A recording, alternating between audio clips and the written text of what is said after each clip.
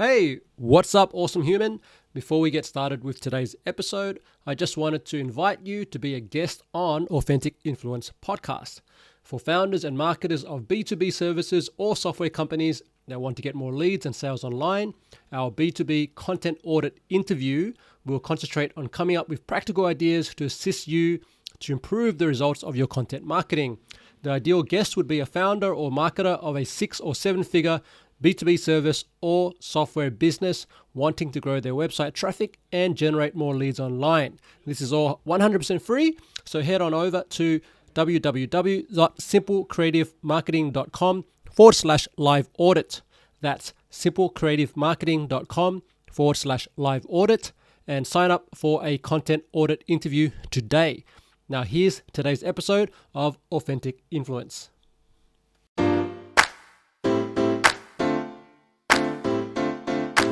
Welcome to Authentic Influence with host Anthony Chansamuth, the show where we get real and share the stories and struggles, strategies and tactics of successful influencers and entrepreneurs so that you too can take action to create the life and business that you choose. And now over to Anthony.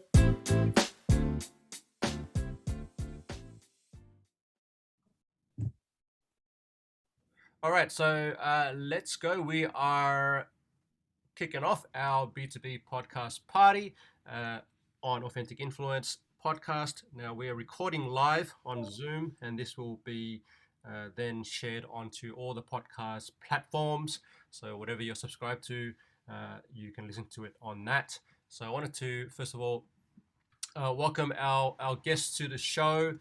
We'll do a proper intro in a moment, but I'm going to just lay out the format particularly for Stevie, who hasn't been on before. Erica's been on a couple of times now, so Erica loves. Well, why do you keep coming back, Erica? Let's go. Let's start with that. Oh, I think you're on mute. I can't hear you. Sorry, my daughter's beside me and singing. But when Anthony tells you to do something, you should do it right away because it's usually good information that you should implement right away. So if you're hosting something, I'm going to be there. Thank you. There you go. That was not a planned testimonial. That's just Erica being honest. And that's why I love having her on the show. Okay. Brilliant. I love that. All right. So this is let's do the whole sponsor thing. So this show this episode is sponsored or partnered. Okay, let me tell you a bit about the sponsor before I tell you who they are. And I'm just going to mute you, our guests today, for now, and then I'll bring you back in a moment. Okay. All right, so if you are wanting to write faster and better blog posts, social media posts, info, products, write courses and create courses, if you're in the real estate industry or have clients to do that, if you want to write e-commerce listings and email follow-up sequences and Facebook ads and video scripts and legal docs, are you feeling overwhelmed yet? Because I am. And if you write scientific papers, which I don't, and I try to avoid at all cost, but you may. And if you want to write birthday cards to mum, you probably should do it yourself, but if you struggle with that, this tool can help you. Okay, so I'm talking about Jasper, and it's a tool that I have incorporated into my marketing mix. I recommend it. Particularly for those who really struggle with writing content quickly, and it can really help just speed up the brainstorming process. So for a lot of writers or even non-writers, a common challenge is what we call writer's block. It's like when you sit down and you go, you think you know what you're going to write and you just struggle for 30 minutes and then you go, oh crap. And then you go, I better hire someone else. And so that's one way. Certainly, this is a copywriter recommending a tool. Okay, so of course, if you want a professional and you want to, and you've got the budget and you want to work with a copywriter, we do that at Simple Creative Marketing, and also we've got partners that do that as well. But for some people who they just want something quick they want to use, right? So check it out, Jasper. I've got tutorials on YouTube, on our website, on how I use the tool. I can write an article, long form, 2,000 words. I can do the draft of it. It can take me, 30 minutes. When it used to take me like 4 hours or 8 hours, right? But now it won't solve all your problems. So I will preface and say that just because you have a tool, it doesn't do the entire thing for you, and you no longer need writers or editors. Okay, so that's where people make a mistake. But if you need something quick, like particularly for social media, it's very handy. So you can grab a free trial if you want to have a play with it. You just head over to simplecreativemarketing.com/AI, and then you can have a play with this AI tool. And before anyone starts getting worried, no, this tool is not replacing humans and taking away jobs. Okay, so that's a common question I get. So let's move on. Okay, so today in our podcast party, this is our format. We're going to start off with a 10-minute marketing tip, and I'll run through. Today we're talking about landing pages and how to really craft a compelling landing page. So if that's something you want help with, this is for you. Then we'll have a Q&A related to landing pages, and then we'll do a speed networking session where our guests join live. And this is a benefit of registering and joining as a guest, is you get 60 to 90 seconds to pitch your business and tell us all about the wonderful work that you do in your world. Okay, and then at the end we'll have an open Q&A, and our guests can ask questions. They've already submitted some questions, so we can go to those, or if they have anything that's pertinent, that's on their mind, certainly we'll open the floor and our guests can talk about those. And we'll have a nice chat, and this is where we really get to interact. Okay, so we are not starting with a Q&A. I need to change that slide. Okay, let's go. 10-minute tip: crafting a compelling landing page for your offer. All right, just quick check in with our guests. Do you have landing pages? Do you have offers? Just type in a chat, and let's get the chat going in there. And that's going to be, if you have questions that come up during this session, put them in the chat there. I'll come back to that afterwards. But certainly, yeah, let's get some engagement going as well, because this is okay. Yes, from Erica. She does have landing pages, and Stevie does landing pages for herself and also for her clients. Stevie is Australia's best marketing coach. And that's I'm not biased at all. So let's and not because she's my client either. So let's move on. Okay, so 5 essential elements of a high converting landing page. Number 1 is having a clear and unique selling. Having a clear, unique selling proposition, USP. All right, so I'll break down the 5, and then I'm going to go through one at a time. Okay, so number 2 is having an engaging hero shot, and we'll talk about what that is. So that's the visual element. All right. Number 3 is having compelling benefits. Number 4, on your landing page, you need to have inspirational social proof. Okay. And the 5th thing you're going to need is a strong call to action, or what we call CTA in marketing speak. So those are the 5 elements. If you're watching this replay or you're on live with me, you can screenshot, go for it. You want to reshare, retweet, go for it. All cool. Okay. So number 1, clear, unique selling proposition. I'm almost tempted to have Stevie answer this question, because she would give us the technical marketing, doctorate MBA version of this, but she's shaking her head. But really, the question we want to answer with our USP is, what makes you different from your competitors? All right. So if someone's landing on your landing page or your home page on your website, all right. The question you want to answer straight away is, okay, what makes you different? All right. Why should someone choose your brand over someone else's brand? Okay, so there are competitors in your space. You're not the only one doing the thing that you do. Most likely. And so, for me, the important message we want to convey here with our USP is, what's the promise, right? So if you support business, you're a marketing coach like Stevie is, and you support, whether it's SME level or other B2B brands, and they're coming to you and they want to know, well, if I hire you, and where we sign up for a 12-month engagement, okay, what's the end result, right? Erica and I won't take all the pitches, because I want to hear Stevie and Erica do their pitches themselves. But Erica does some amazing work with virtual events, and so someone who wants to hire Erica or join her membership, what's the promise of the membership? Okay, what do they get, right? And the key of a great USP is it sets a clear expectation, so there's no confusion around what it is that you deliver, right?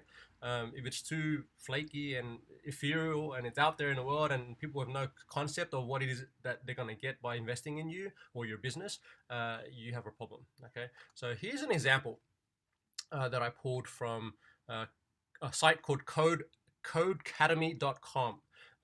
They basically provide training and help people develop coding skills. All right, a hot skill right now. So if you have kids and you're wondering what should they be studying at school, coding is probably a good one, right? Because I'm just looking at job boards constantly, and this is a high demand skill right now, and will be for the foreseeable future. So if we look at the USPs highlighted on their landing page, front and center at the top of the page, it says, oh, we've got a guest joining. So let's let Ellie in. Okay. Okay, so yeah, the landing page, it says we're going to ignore the Black Friday sale at the top for now, but let's assume it's not there. And then we have the page front and center. It says go from curious to confident. So that is the USP. Okay, that is the brand promise. It says if you do whatever we provide you with, you're going to go from curious to confident. Now, the subtitle actually then tells you the subtitle then actually tells you, it gives you more detail around the promise, okay? And actually says Code Academy Pro gives you more than coding skills. We give you the confidence and experience you need to reach your potential, right? So now we get, oh, okay, I go from curious to confident, which is what I want, and I'm going to get coding skills that really help me reach my potential as a coder, right? So the languaging there is very deliberate, right? And it helps you understand straight away what is this about. Okay, so that's an example, and there are a ton of examples out there, and we could go through those all day, but I won't. So let's move on. Okay. Number 2 is engaging hero shot. All right, so this is not about you flashing your beautiful, smile. I know most of us have professional photos done. This is not the place to put it. Okay, this is actually a visual representation of your offer. Okay, and the question we're answering here is, can your buyers empathize and place themselves in a scenario where they're using your product or service, right? So this is about them, okay? The landing page is all about them, right? And this it doesn't have to be just an image. It could be an animation. It could be a video, okay? So what does that look like? Here's an example. Okay, so Taki Moore is a coach that works with coaches, business coaches and marketing coaches. And one of my mentors, and so here's a one that he put up recently, a landing page. So you can see on the landing page, it starts off with design your roadmap program. That's the name of the thing that he's offering, and then it says the subtitle says give your clients a reason to stay with you longer while helping them win faster. Okay, so that basically tells you exactly what this program can help you do and help you achieve. So if you're wanting that, great. Then the next thing that is beneath the text is a video, right? It's an embedded video, and it's actually Taki. I think it's like a Loom video that he recorded, and it goes for about 5 or 7 minutes, right? And if you click play, you can watch him actually talk through the thing that you're about to download. Okay, so it says download your copy here, but it actually talks through, like how does it work, right? He's actually teaching you how to use his tool, right? His worksheet, which is pretty clever. Like I think it does a few things, because it allows you to connect to the person who's teaching the concept, right? So you're building rapport just by watching the video. And then the second thing, he's then giving you, he's helping you be successful with the worksheet, because sometimes we download PDFs and things like that and we don't know how to use them.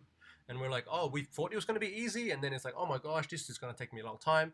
But in here, you literally have a video you can watch as you're doing the thing, right? So that's another way to, include and engaging. We're calling it a hero shot, but it's really a visual element, right? Okay, that's number. I think that's number 2. Number 3. Okay, compelling benefits. All right, so on your landing page, you must answer, how will this product or service benefit me? And when I say me, that's your customer, right? So that's the question that's in their mind. So therefore, your landing page must answer that question, okay? Your USP should signal already like how it's going to benefit them. And now we're going to add more detail to it, right? Because then the question is, what is the benefit? And then he goes to, well, how does it benefit, right? So what are the actual things that need to happen, right? Now, here's where we go into the difference between features and benefits, right? Features typically describe what your product or service does. And where I see a lot of, business owners and marketers when they're marketing something, it's very easy for them to get into the features, right? You get 10 hours of coaching with me. You get follow-up meeting notes and Zoom recording and all these things, right? But the thing that they're missing commonly is the benefit. Okay, well, I don't know, Steve, you would probably remember back in the day, if we go back maybe 5 or 10 years ago, there were a lot of these people up on the stages and they were, talking, selling programs and things like this. They would do the whole thing where you're like, okay, here's, they would literally list like 20 features and then say, and there's more. And there used to be a famous guy, I can't remember his name in Australia, there's still more, whatever his name was. You probably know. Steve is laughing. And that used to be the way to sell. And we were like, oh my gosh, we're getting all these like 100 things. And then you receive the thing once you've paid for it and you go, I'm not going to open up any of that. Like that's I'm just overwhelmed now. And so, that's what features are. But what we really want to convey at the same time are benefits, right? And this is where you describe the value you're providing. Okay, so what is it that they're really coming here for? Why are they coming to you? And what is it that once they use some of those features, what benefit do they get from it, right? Let's give a real example of this, and this is a common one that I think all our guests would know and listeners would know. So there's a brand out there called Apple. You may have heard of them, right? So the thing, and this is the thing, right? They didn't have the best product on the market, and they didn't have the only product on the market, the only MP3 player when this thing was released, right? But their competitors failed in the marketing. There was actually I can't remember what it was. There was another brand that had, maybe it was Sony. They had a device that was out there, but it didn't get the traction that Apple did with its iPod, and it came down to this, right? So the other brands were talking about storage. They were, this is back in the 80s, 90s. The common language when selling technical stuff was, let's talk about all the details and the specs. They would get into storage for 1 gigabyte of MP3s, and no one knew what an MP3 was, right? And so it's like, so what? Right? Why am I carrying 1 gigabyte of MP3s? What do I do with this thing? So what Apple's marketing team did, or the agency they hired did, they basically said, you now have the ability to carry 1,000 songs in your pocket, right? And everyone went, whoa, like what? Because before that, what did we have? We had Casio cassette tape things where you had to, and Discmans, and you had to carry a CD, a DVD disc CD in your bag, and it's just not really practical, but we did it anyway. And now you have this device which is 1,000 songs in your pocket, and that just took off, right? So that's the benefit. So the feature is the storage and the gigabytes and all those things. The benefit is the 1,000 songs in your pocket. And when you hear that, immediately your mind goes to, well, what, who am I going to put in there? Am I going to put in the Rolling Stones? Am I listening to Beyonce? Like that's where your head's going. And you get it straight away. Okay, so compelling benefit, you need those on your landing page.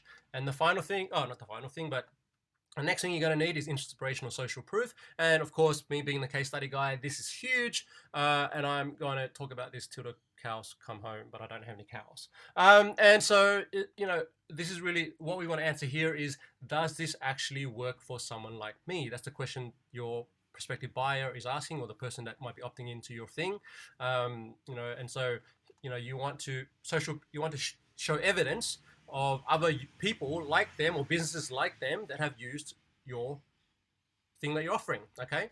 And so social proof can be in the form of customer reviews. You can count on, it can be a count of how many customers you have. So you would see, like if you go to a site like Airbnb, they literally have like 60,000 hosts, and they have that on the landing page. They do that for a reason, right? And so it can be, trust seals. You might see these little fancy images that say, that we are a secure site or a secure company, or whatever it may be.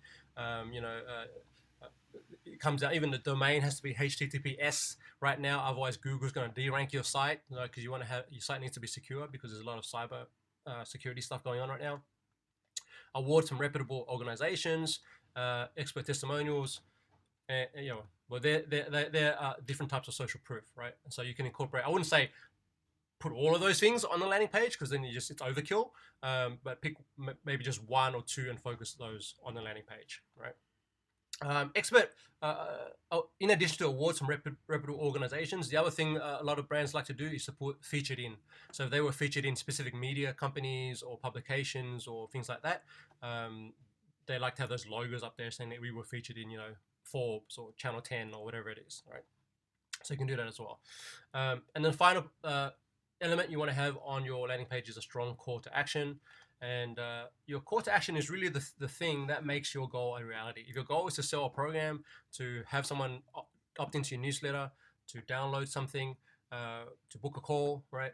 This has to be compelling, okay? And I'm talking about specifically a button on the page, which is where the action happens, right? So you've done all the great work to build it up to this point here, and if they don't click the button because your call to action sucks, you failed, right? And so here, we want to avoid generic language like click here. Okay, that is not compelling, right? And if you've got forms, as part of your sequence here, only ask what you need and keep forms short, right? So you might have seen some forms which are like 10 different fields in it. We are short for time, we're busy, we don't want to do that. We already are annoyed if we have to click on that little thing that proves that we're a human and not a robot, right? So you really want to simplify. Now, if you can't budge on some of those fields because your sales team or you need to collect certain data, then break your questions into steps, and you can use what's called a breadcrumb technique. I won't get into that, but you basically show one question at a time, or you really make it simple for people. Okay, you can use multiple CTAs as long as they serve the same conversion goal. All right. So you might have seen like some pages, home pages or landing pages, where you go down and you scroll down and there's 3 buttons and there's 3 options, but it's the same goal, right? What they're wanting is for you to make a choice, but the choice, no matter what you choose, it gives relevant data to the business, and they move you forward in the process, right? What you don't want to have is 2 different buttons that do 2 different things. Like one thing is like buy my program, the other one is book a discovery call, or go and watch a webinar, right? Like you're now confusing the buyer. It's like, well, what am I meant to do? And like me, when I walk into Woolworths, which is a supermarket here in Australia, and I'm looking for a can of something on the shelf, and I'm literally presented with 10 different versions of that can, I just go, stuff it, I'm out of here. Like, it's just too much, right? And your visitor is your priority, so be clear how clicking on your CTA will benefit them or what they will receive in return. Here's an example. You may notice brand. It's called Airbnb, and so literally, the headline is "Earn money as an Airbnb host." So this is the page that they give to you if you're interested in becoming a host. And then it gives you the benefit statement from saving for home repairs to taking a dream trip. Hosts use the extra income to fund their passions. Isn't that a compelling statement to make, right? For you to become a host. And then the call to action is not click here. The call to action is start hosting, right? It's like, that's what I want to do. Okay, I'm going to start hosting. Yeah. So that's quick recap.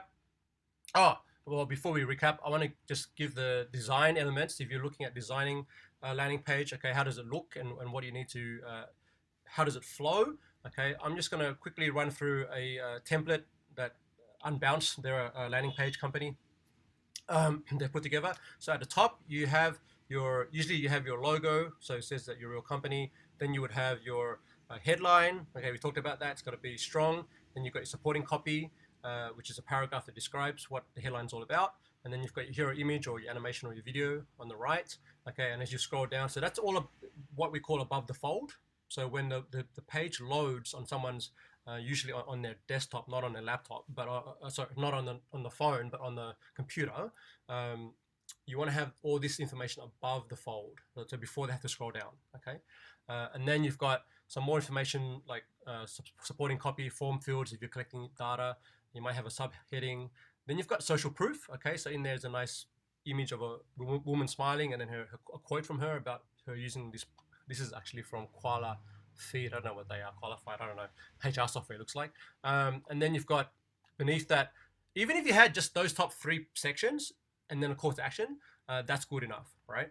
But if you really want to strengthen the landing page, you can add a reinforcing statement. You can add additional benefits, features, and then a footer, right? And your footer needs to have your privacy policy, your terms and conditions, these sort of things, so people know that you're a legit business. Okay, so that's the structure. I'll share the link for anyone who wants to go and check that out. But let's quick recap. Okay, 5 essential elements for a compelling landing page. 1, clear USP, that's your unique selling proposition. 2, you want to have an engaging hero shot. 3, you want to have compelling benefits. 4, inspirational social proof. And 5, a strong call to action. Okay, so that's our 10-minute tip for today. Go forth and create amazing landing pages. And if you need any feedback or reviews or comments, shoot them over to me. I'm happy to do that and bring them to our next podcast party and we can talk about it. Okay, let's go. So before we do that, let's open the floor to our guests. We have 3 amazing guests. And why don't we just, any questions on landing pages right now, or anything you've or even just comments on what you've just learned over the last 10 minutes? Who wants to say something? I'll have some water. Erica, yes. I've never heard more than one call to action before, so that was something new. Yeah, I would, from my experience doing landing pages for people and for myself, I would try and steer clear of doing multiple call to actions on one landing page. You can do it. The scenario where that's relevant would be if you had, for example, one landing page, if you were selling a program, or a membership, and then within that you had, depending on what type of buyer it is, so maybe they are, someone who's a startup versus someone who's more established business. So your call to action at the bottom might say, okay, click here if you're a startup and get the startup package, and click here if you're an established business and get the established business package. But you notice, no matter what option they click, they're still buying the membership. You're not sending them somewhere else. You're not saying, okay, it's just saying, someone did this really well. What's her name? She used to work for Digital Marketer, the brand. She did a landing page where she had your core, the basic package. So she was selling a 6-week implementation program. She offered a basic package, and then she offered what she called the VIP package, right? And the VIP gave more time with the coach and templates and other things. So there were additional benefits, and the price point was higher. Okay, but she knew that 10% of her buyers would go for the VIP, and then the majority of people would go for the basic, and then that's how she did that. I wonder, Steve, you might have some experience with multiple call to actions versus single call to actions. Yeah, I was actually going to say, just thinking about specific sectors. So healthcare being one of them, and I get a lot of questions often. We have I'm just going to shout out to my amazing client, Sydney Pelvic Clinic, who are the Centre of Excellence for pelvic physiotherapy. And as a physiotherapist, they are not allowed to put up testimonials, really directly. So we can't sort of push people. Obviously, people only need a healthcare appointment if they need it. We're not pushing people to have an appointment when they're not in need of it. So we have to be a little careful on that. And one of the things I was going to say is that a great way to still be able to prove that social proof in your expertise is to write something called a case study. I don't know if you've ever heard of those, Am, but case studies are a really great way to be able to tell that story of of a real life case. And we do those anonymously. So for healthcare, we it's based on a real case, but we change the names, and I think and which is perfectly then fine within the guidelines. And I think that that's a way that you can provide social proof, because I've often had, pushback, I suppose, from, healthcare in particular clients. I'll say, but we can't do that. We can't do social proof. We're not allowed to do reviews. We're not allowed to do testimonials. And that's not entirely true. So there are ways to do that. So I think actually it's great to be able to send people off to a case study. So even though it's not the direct call to action, we don't necessarily, what we might want them to do with healthcare is book an appointment rather than selling like a program or something, but we can put that in as call to actions. But that's why we would have multiple call to actions, because what we're actually doing as well is providing content and value. So we send them off to articles or case studies to read more about what we do. I think that works for businesses where perhaps your client might not, or your customer might not want to sign up straight away for something because maybe there's a level of embarrassment about relating to the service. I'll know something about this. She's nodding away. So maybe they, like I know before I've had a client who worked with women with menopause, and they're just like, they don't want to like stuff on social because they don't want anyone to know that they might be going through menopause. So, people don't always fess up to what's obviously happening in their life. They don't always want it public on social media. So I think, and they don't always want to fill a form out on a landing page until they're sure. So I think sometimes the social proof actually extends beyond that immediate call to action. And we can sometimes give people more informational content that can help them to make their decision. And then when they're ready, there's always a button there for them to book their appointment, for example. So that's where I would see sort of multiple calls to action being effective for clients in those sorts of situations, for sure. Yeah, I love that, because I actually had a client that was a child psychology clinic. And so for them, similar story, that they'd really can't read testimonials. But what we did was, with the call to action, it was, the option was you could book a call, or you can actually just like download an information pack or something like that. And it was very more soft. I don't think even the book a call was the call to action. I think it was more like you said, stories about others who have worked with us or something like that. And particularly in healthcare, that's a huge one. And I think the other thing is thinking about, like, often people jump to the call to action, like the end result they want to get, like basically a sale. And sometimes that works, depends on the sector, depends on what you're selling. Sometimes you can do that, sales page, landing page, that's really like selling that core program. Other times, people are not going to make the decision quite so quickly. They need a little bit more time because it's a bigger decision, or it's a more personal decision. So I think we have to think about what's a next step we can take them on. And that next step, like with Taki Moore's example, he's actually getting people to download a roadmap, because that's the next step for them to think about what they're going to do, perhaps to work on, to build, go to one of his core programs. It's not his ultimate goal to get them onto that. It's his ultimate goal to get them onto a core coaching program, presumably, I would say. Absolutely. And I think as most of us coaches, steps. Yeah, absolutely. What you're highlighting is to really think about your customer journey, or your and really think through what are the steps. And a good way to learn and discover this, if you're not already doing it, and Steve is fantastic with doing this with her clients, is to actually ask your clients, like, what was that like going through that experience of buying from me? Did it make sense to offer the program here, or could I have done something better to increase that? And for a lot of coaching services and things like that, we tend to need to talk to the client first anyway, for our own benefit, because we want to make sure it's the right fit. So I think it's some very good points. Okay, we're gonna open the floor. Thanks, Steve, for your amazing input. Erica, did that help answer the question? Yes. Yes, it did. Okay. Yep. Ellie, did you have any questions on landing pages, or have you got landing pages up for your site currently?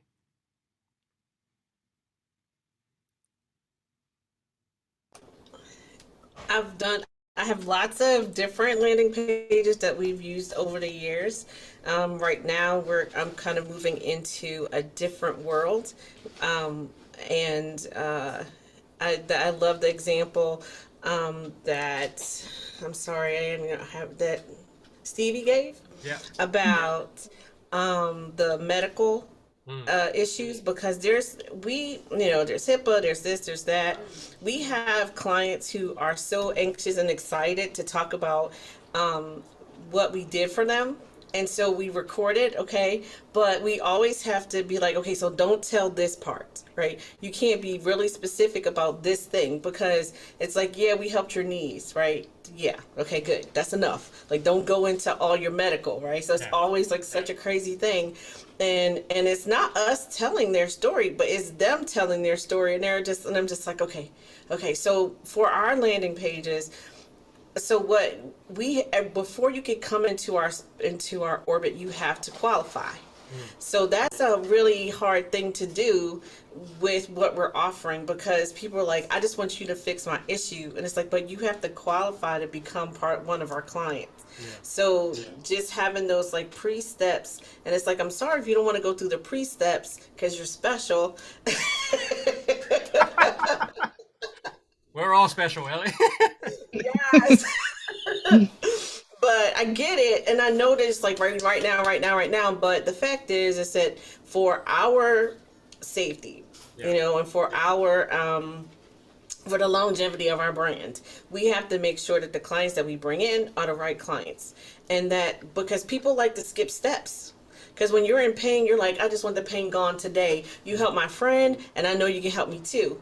I got that. And we probably can, but we still have to make sure that we are you are in the right moment of your process for us to be able to intervene. So that's kind of like why that's why I'm looking for more information about landing pages, because this is so different than my other businesses where there's not so many rules about what you can say and can't say. And there's also, and I think that landing pages have changed just since COVID. I think there's a lot of information that's different. Well, COVID has just done changed the world, as we all know, but things are so different now. And so I just want to make sure that I'm protecting the brand, protecting the client, and making sure that it's clear. I love how you started out, you know, making sure that the person, that you let the person know what you're offering by the not the benefits, well, yeah, the benefits, but not just the features, right? The because you know, I remember that so well. I mean, I've been in marketing for a long time. It's like, you get and guess what? There's more. I remember that so much. I almost fell off my chair. But yeah, so, and I'm so glad we don't do that anymore, because we don't have more. It's like we get you out of pain and that's it. You go home and walk your way. But so essentially, I love that so much. And also kind of letting people, when they come onto your space, to know this is who we are targeting and this is who we can help. And if this isn't you, I don't want to sound crass, but we're not the right fit. You're not the right fit if you don't fit this, because we have gone very, very, very, very, very, very niche. Like, it is so specific. Yeah.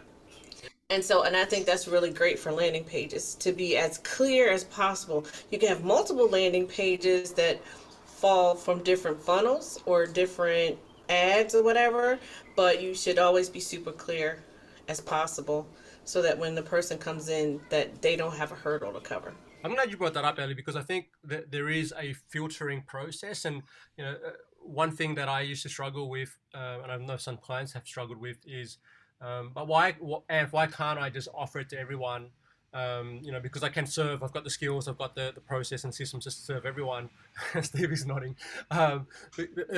You know, but if you can filter them out and say, well, you know, this is the best fit client, we're going to send you to this landing page. If you indicate you're not one of those clients, and you might have a simple like 3-button form on your homepage or something, or that could be the landing page, and just let them self-select. This is where I'm at in my journey. This is, you know, and keep that simple. And then, you know, if they're not a best fit client, you know, it's not like you're saying go away, right? You might redirect them to some resources that you have, you know, maybe, or even just a partner or someone that does it really better and specializes on what, you know, serving those type of people or those type of businesses or stuff like that. And I've seen that done really well as well. And good point about just Stevie, you want to add something?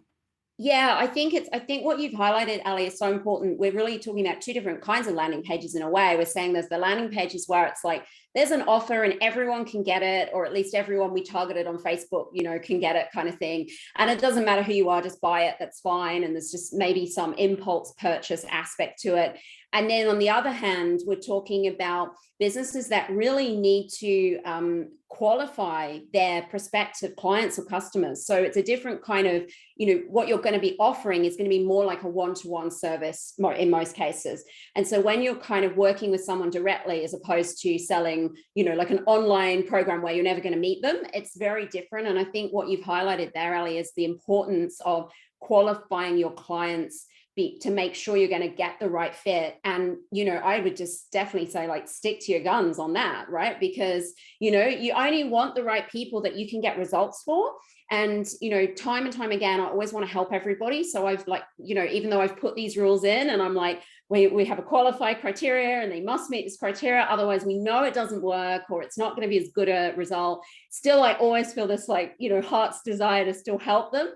And it's not actually the best thing for, it's not the best thing for me. It's not the best thing for them. And like Amp says, you can refer them on to somebody else potentially, or give them a door to send them off to a free resource. But I mean, some businesses are brutal about that, that ask you like, how much budget do you have to spend for a business service? And if you don't hit the box they want to hear, they say, sorry, we can't help you. That's it. You're gone.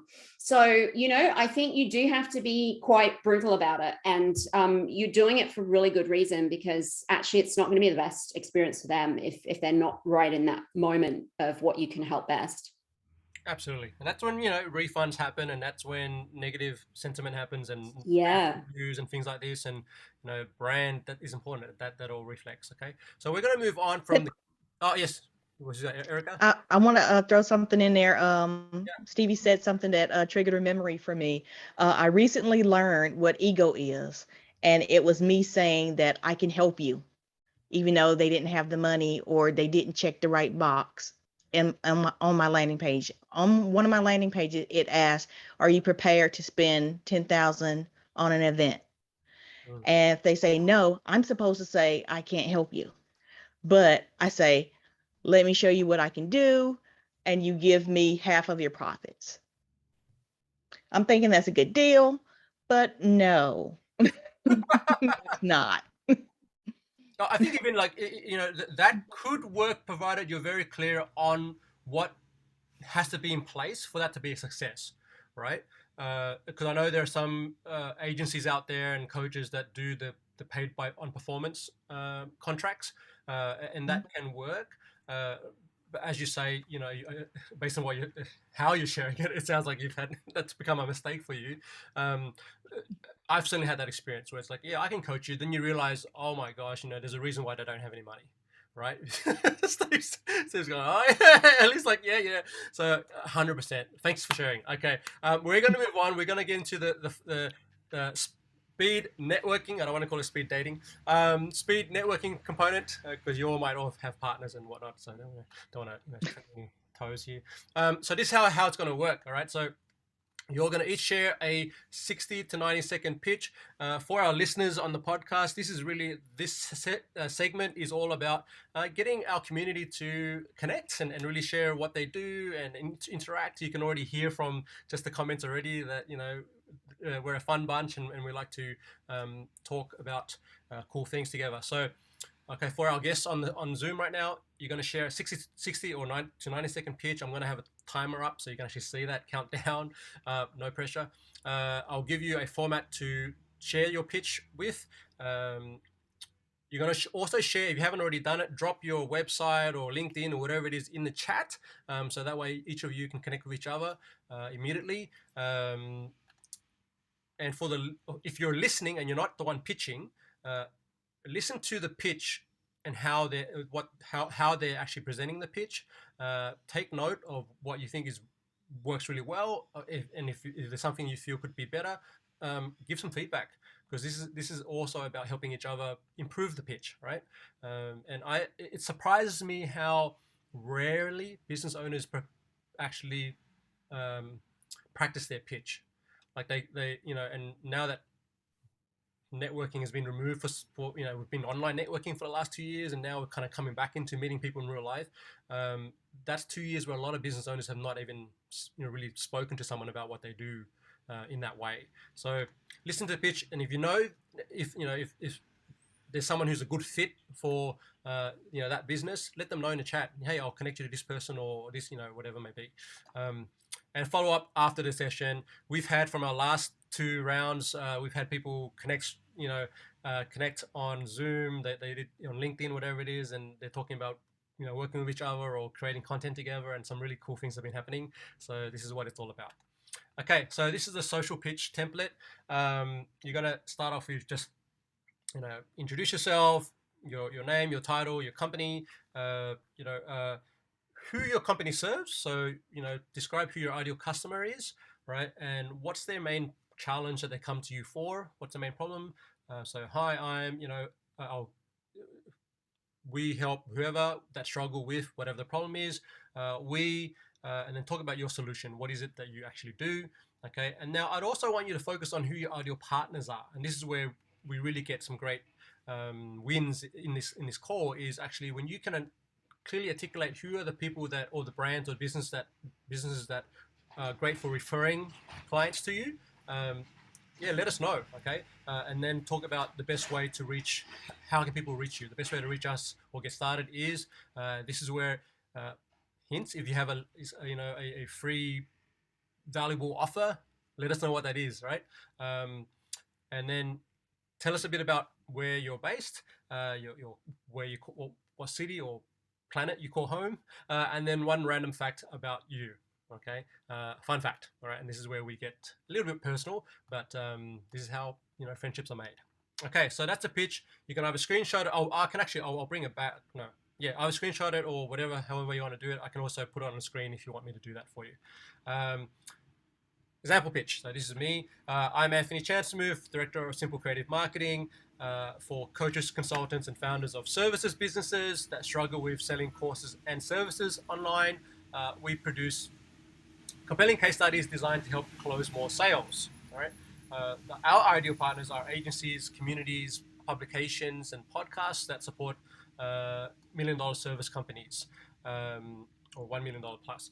And the best way to learn about what we do is to download our free case study guide. I've got one on our site, which is simplecreativemarketing.com/winning case studies. And I'm in Sydney, Australia. This is my home. And one random fact about me, my first ever side hustle was teaching beginner salsa dance out of my living room in Toronto, Canada.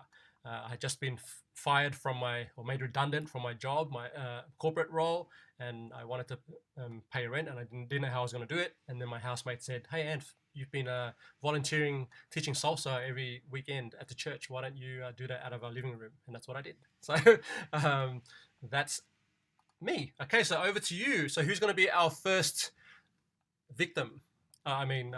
Business owner. Erica, you going? I picked Stevie. Oh, you picked Stevie? I just picked you Stevie. nominated Stevie. I love it. Okay. All right. I think Stevie's up for the game. Well, thanks, Erica. Thanks for volunteering me. All right. Well, me being me, I'm probably not going to exactly follow your structure because, naturally I already prepared my pitch before, but I just added a few bits. So, all right. So, hi, everybody. I'm Stevie V. Brown, and my business is called The Change Starter, as you can see. We build tailored marketing systems for established businesses who are wanting a managed marketing function to help them grow. So they've become too big or busy to do it themselves, but they're not quite big enough to employ a marketing team. So it's kind of between the DIY marketing stage and the marketing team stage. So they've come to a stage in their business where their business is really well established, and they've been doing their marketing themselves, but it's not cohesive. They don't have a plan and a strategy, and they want to take it to that next level of professionalism, and also importantly, free their own time up so that they can remove themselves from the marketing function and actually start running their business. So what we do is we take their annual budget under management, and then we develop a tailored marketing strategy. We curate a bespoke team of marketing specialists so that we can implement the plan for them. And obviously we do that in a way that targets their ideal customers so we can increase their web and social traffic, and of course increase their leads. It's a big important one. So our clients are freed up to run their business and manage their growth. So our ideal partners would be marketing service providers who want to white label their services and work with marketeers instead of clients. That's who we're looking for at the moment. One random fact about me, I hate coriander. Oh my gosh, love it, love it, love it. All right, Stevie, who would you like to nominate to do their pitch next? I wonder, who should I nominate? I'm gonna go crazy and nominate Ellie. Ellie, you're up. That's just so funny because you should have got Erica because she started this mess. Okay, so I need the Yep. This is my first time, so I need the setup of what I'm supposed to say. Yeah. Okay, let me bring that up for you. Here we go. I'm going to need that too. Okay, so hi, I'm Elle Kersey. I'm the CEO and the founder of Lux Maverick. Um, what we do, our ideal customer are our ideal customers are professional athletes that want to extend their careers, and like high performance executives who also use their bodies as part of their work life. Um, the struggles that we help them overcome is recurring pain. So like shoulders and necks, all kind of joint trauma and stuff like that. There's 2 out of every 8 people in the world have chronic pain. And so what I've been able to do is develop a way to help people to actually recover from really old injuries, like stuff they got as children that they've been compensating for all their lives, all the way up to now. And instead of it taking months or years, it just takes days. So it's great. Our ideal partners are coaches, like not business coaches, but sports coaches, agents, team owners, just people kind of like in that orbit that are aware of the types of injuries that professional athletes can have. The best way to reach out to us right now, because we haven't launched yet, we're kind of like in the beginning stages of launching, but luxmaverick.com is open, and you can always reach me on LinkedIn and stuff like that until we actually do our launch. It's going to be June 1st. I am currently in Greenville, South Carolina. I'm originally from Philadelphia, Pennsylvania. And a random fact about me is I am actually a homebody. I love to cook, even though people always think that I'm like, always want to be out there in the public. You gotta cook it up, Elle. Fantastic. Well done on your first pitch. I just a couple of things that stood out to me with that. Just you dropping facts. Like I love how you integrate, like 2 out of 8 people are dealing with chronic fatigue. Yeah, like I didn't know that, so I was like, wow, I didn't know that. That's cool. And then you here's your USP when you said instead of months for recovery or years, when they work with you, it takes days. Like that was like, wow. Okay, if too bad I'm not a professional athlete, but if I were, I'd be coming to you, right? Like that's so definitely keep that in your pitch. I like that you're clear on who the partners were.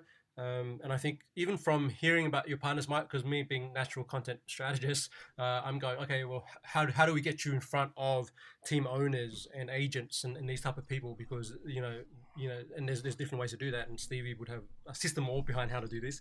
But fantastic, love it, love it, love it. Okay, so we've got one person left. Who's that going to be? Elle? Who's going to be doing this? Well, thank you so much. I really appreciate that, and of course, the illustrious Erica Bates will be next. Woohoo! Let's go, Erica.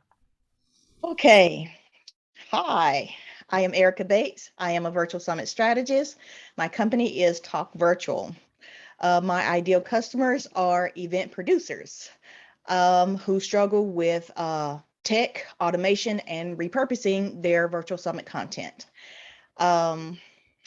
See, the ideal partners for us, I think I just said that. The best way to reach us, get started, is LinkedIn. And I am from Spartanburg. Well, I'm in Spartanburg, South Carolina. I'm also from Greenville. And one random fact about me, in my own mind, I am a linchpin. I like to connect other people with other people because I like letting people get to know each other. Wonderful, fantastic. I'm going to. I'd like to ask maybe Elle and Stevie to comment on the partners, because you said, so there's a difference between referral partners and clients, right? So you say that you serve, event managers, event producers, okay? So I'm curious, maybe Stevie and Elle, who would you think would be a good potential partner for Erica to talk to that can refer event managers to her? So the way I advise clients on this is to say, build your ecosystem. So, you're in the event space. So I would look at, you've got you in the center, if you did like a kind of spider graph, you've got you in the center. And then you say, okay, who else are the people that are involved in events, and in particular virtual events, I guess. So, you might have videographers that get involved with things like that. You might have, equipment specialists like microphone specialists, or, you might have, I don't know, you would know better than me, but like literally draw your map out of like, who are all the people that get involved and need to be involved, like even like down to like software, software companies, like who is it that you need to use for different types of events. And then those people become your ecosystem. And that's a really easy way, if you just map that out, it's a really easy way to then say, right, who do I know in each of these spaces? So once you like work out the categories, then I always say to clients, like just now do a list of the people you already know, that who's in your network already that can be referral partners for you. And then once you've kind of got your map, your ecosystem map, you can actually start building a plan. Like, how am I going to connect with these people? How am I going to, build the relationship further? What if relevant, what kind of offer can I put to them to help them bring referrals to me? And how do I, connect with them on an ongoing basis? So that's kind of how I would look at that usually. Yeah, I love that. Oh, did you want to add something there? I agree with that fully. Erica already has some referral partners that she can use. I think she could probably utilize them, like Stevie just said. I think that Erica has all the elements that she needs really to make the steps that she needs to right now. I just happen to know her situation more intimately, but I think that she really is in a good space, and I think that people like her kind of getting more in front of different groups of coaches and offering them the opportunity or educating them to the point where they understand that the benefits of virtual, the benefits of having an event, those kind of things. I think it's more of a packaging conversation for her target, because she's in front of them all the time. And I think that would be because she knows who her people are. You know what I mean? She already knows, she just didn't say them. Yeah. Okay. Packaging, and yeah, maybe that can be our next topic, talking about packaging. So I like what you said there, Elle, about, so one thing that comes to mind to me is, Erica, do you want people who are moving from physical in-person events to virtual and they need that support, or do you want people who already have made the decision? Because there are a lot of companies out there during the pandemic decided we're going virtual, and just need to run better events because they're realizing, people aren't showing up, or they're not getting the engagement they want, or they're not getting, the responses. Or I know I've coached you before on a previous call where it's about what they're already investing, thousands, if not millions of dollars into these events, and therefore, buying a $10,000 package from you is not a big deal. But I think it's the difficulty between having to educate the client so they understand your value, versus they already understand we need someone like you, and we're just gonna, we need to know what your packages are. Stevie, what are your thoughts around that? Yeah, I think that's actually, hearing Al talk about it, obviously knowing a bit more info than I do about the specifics of your business, Erica, I think it does sound like you can really build a very strong package across that ecosystem, like thinking of all those different areas.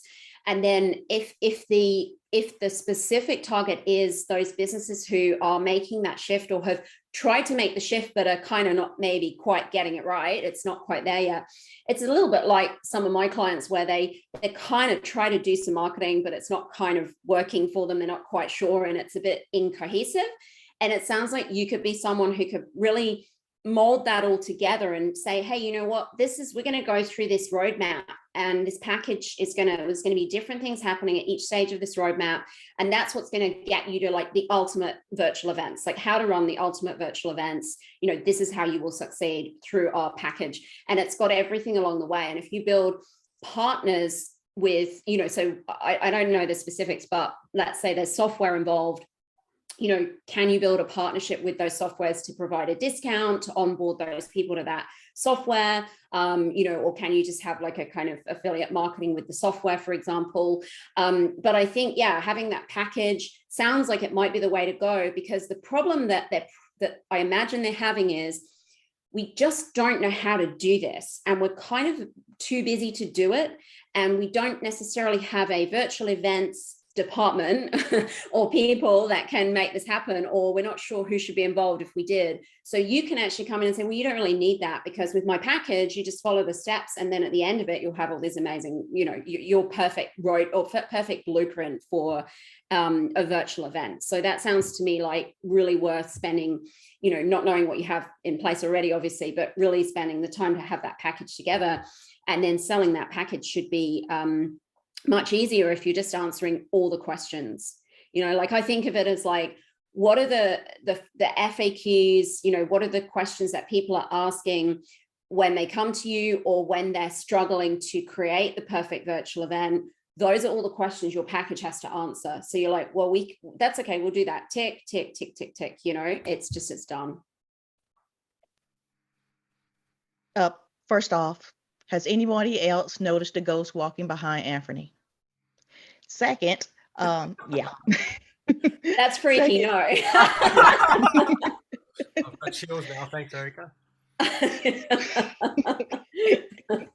Well, you guys already know I have an AppSumo addiction. There's a SaaS product out there for, it tells you when SaaS companies get a new round of funding. And I was thinking, maybe all of those new round of funding companies could use an event. So, I was definitely thinking about that, Stevie. Awesome. So I think I have a good direction. Is I need to work on my packages more, maybe. Maybe my wording could be a little more clear, I'm thinking. Yeah, I think it's because I know you offer a membership, and I know you've also had services where it's like more consulting type services. I do feel there's a place where there are these organizations where they would prefer just to hire someone like you, come in and actually put that together for me. And if not you, maybe you can do similar to what Stevie has. Stevie has she works with contractors, and she pulls together different team members required for that particular client, and then she sells the package. But then she goes and thinks that she already has the connections and says, okay, well, I need a copywriter for these projects, so I'll bring in Ant. For I need this person for this project, so I'll bring in this person, and then. So she's not delivering the work in that way. She does the strategy for the client, but then let's leave it with you. I'm sorry, there's a ghost. It's really freaky. It went past twice, right? I think it's a big guy behind me. If I took off the camera, it's the podcast ghost. Yeah. Oh my gosh. Okay. Awesome. Sorry, that's all good. I wanted to. It's not a ghost. It's the light refracting off the different colors of gray and white. Every time you move, it flicks. Come on, Al, just play along. It's a ghost. It's freaking out a little bit. Y'all think keep playing. It's reflecting off your mirror behind you, Elle. That's what's going on. Yes. This is so crazy. Like, I am trying to set this office up, and this is actually mounted to the wall. Oh my God, so funny. All right. I was like, I don't want to take it down, so let's see if we can make it work. I think I'm gonna put something over it so it's not really reflective like that, but I'm working on it. Okay. Thanks again for tuning in, and I hope you got some real great value from this episode. It was fun to record, and I want to give a quick shout out and thank you to our guests. That's Erica Bates from talk-virtual.com. We've had Elle Kersey from luxmaverick.com. That's Lux, LUXEMAVERICK.com, and Stevie Brown from thechangestarter.com. Right now, if you are wanting to get a free 10,000 word trial of Jasper AI software and write your marketing copy faster, then head over to simplecreativemarketing.com/AI. That's simplecreativemarketing.com/AI. And if you'd like to join us on our next podcast party, I'd love to invite you. It's happening next month. And all you need to do is head over to simplecreativemarketing.com/podcast party. at simplecreativemarketing.com/podcast party. And you can sign up there, and we have limited spots. So I'd love to have you join us and have some fun with us next time. Thank you again for listening. Hit subscribe and leave us a nice 5-star review if you are getting value from this episode, and definitely please share this podcast out with people who might also learn something as well. Thanks again for tuning in, and we'll catch you on the next episode.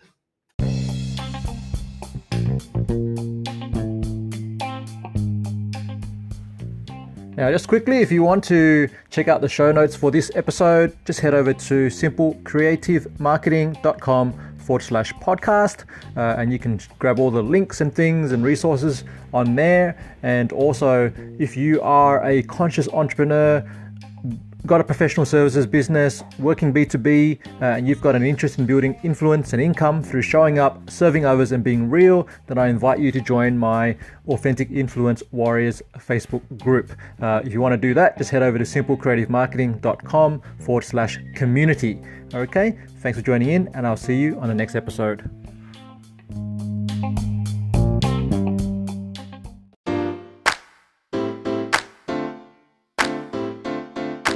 Thanks for listening to the Authentic Influence podcast at AuthenticInfluence.co.